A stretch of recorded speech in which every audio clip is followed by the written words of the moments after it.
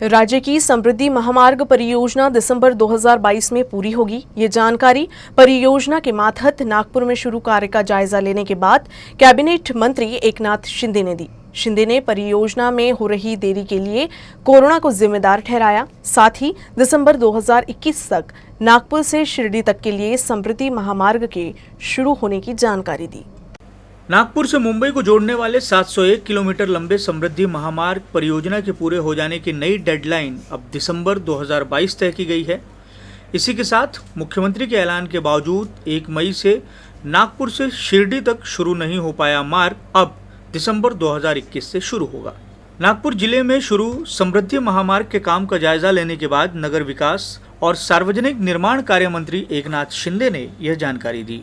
नागपुर से शिरडी तक ये दिसंबर 2021 में शुरू होगा और ये पूरा थाने तक जो है वो दिसंबर 22 तक पूरा शुरू हो जाएगा।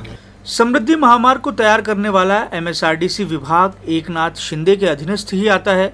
उनके मुताबिक परियोजना में देरी की प्रमुख वजह कोरोना रही, लेकिन संभावित तीसरी लहर से काम पर कोई असर ना पड़े इसे लेकर नियोजन किया गया है। नागपुर से शिरडी का काम लगभग 80% पूरा हो जाने की बात भी उन्होंने कही।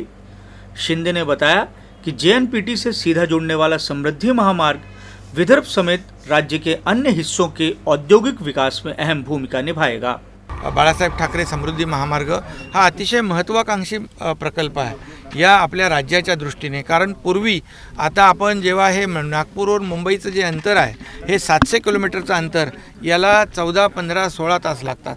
आज आपण हे अंतर जे आहे ते 6 ते 7 तासावर आणणार आहोत आणि 6 ते 7 तासावर आणल्यानंतर हे जे काही मुंबई आणि JNPT जे आहे बंदरं जी आहेत याच्याशी हे जोडलं जाणार आहे आणि उद्योग जे इकडे येऊ इच्छित नाहीत तर त्या उद्योगधंद्या इकडे वाढण्यासाठी म्हणजे विदर्भ, मराठवाडा, उत्तर महाराष्ट्र या भागात देखील उद्योगांची भरभराट होण्यासाठी एक मोठा हा जो काही प्रकल्प आहे हा मदतगार साबित होणार आहे।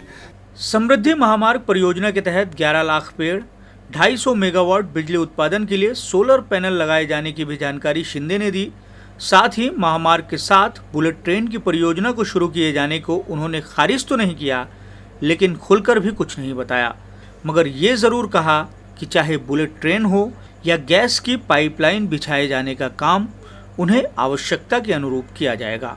याच्या बाजूनी काही बुलेट ट्रेनचा पण प्रपोजल आहे का? नाही आता तर सध्या आपला समृद्धी महामार्ग आहे, त्याच्यानंतर भविष्यामध्ये ज्या ज्या काही आवश्यक बाबी आहेत नक्की आपण त्याचा आवश्यकतेनुसार विचार करता येईल। बुलेट ट्रेनचं प्रपोजल आहे का? नाही सध्या तरी बुलेट ट्रेनचं प्रपोजल अद्याप नाही आहे। कारण केंद्र सरकारचे मंत्री असं सांगतायत की बुलेट ट्रेन आम्ही समृद्धीच्या बाजूने पहिला आपला समृद्धी महामार्ग सुरू करू आपण, म्हणजे लोकांची समृद्धी होईल, लोकांना सोय होईल, त्यानंतर काफी बोला जा रहा सर कि गैस पाइपलाइन हाँ उसका भी प्रावधान है क्योंकि ये निश्चित रूप से ये सभी लोगों को इसका फायदा हो। समृद्धि महामार्ग के लिए जमीन अधिग्रहण का काम पूरा हो जाने का दावा एकनाथ शिंदे के द्वारा किया गया। उनके मुताबिक महामार्ग के अगल बगल 20 पर्यटन, टेक्सटाइल और एग्रीकल्चर समेत अन्य सेक्टर के 20 नोड्स यानी कि विकास शहर बनाए जाएंगे, जिससे लाखों लोगों के लिए रोजगार के अवसर निर्माण होंगे। देरी की वजह से परियोजना की प्रोजेक्ट कॉस्ट में कोई खास फर्क नहीं पड़ने की बात भी उनके द्वारा कही गई। समृद्धि महामार्ग पर चलकर नागपुर से मुंबई जाने का सपना अब 1 साल और डिले हो गया है। शुक्रवार को मंत्री एकनाथ शिंदे ने नागपुर में परियोजना का जायजा लिया, जिसके बाद उन्होंने बताया कि समृद्धि महामार्ग पूरी तरीके से दिसंबर 2022 में ही कंप्लीट होगा। हालांकि उन्होंने ये भी जानकारी दी कि नागपुर से शिरडी तक के लिए रास्ता दिसंबर 2021 तक कंप्लीट कर लिया जाएगा।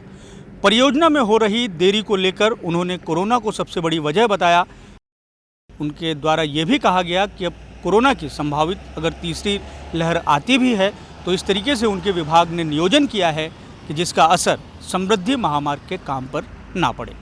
कैमरामैन अतुल गवई के साथ दिव्येश द्विवेदी, UCN न्यूज़, नागपुर।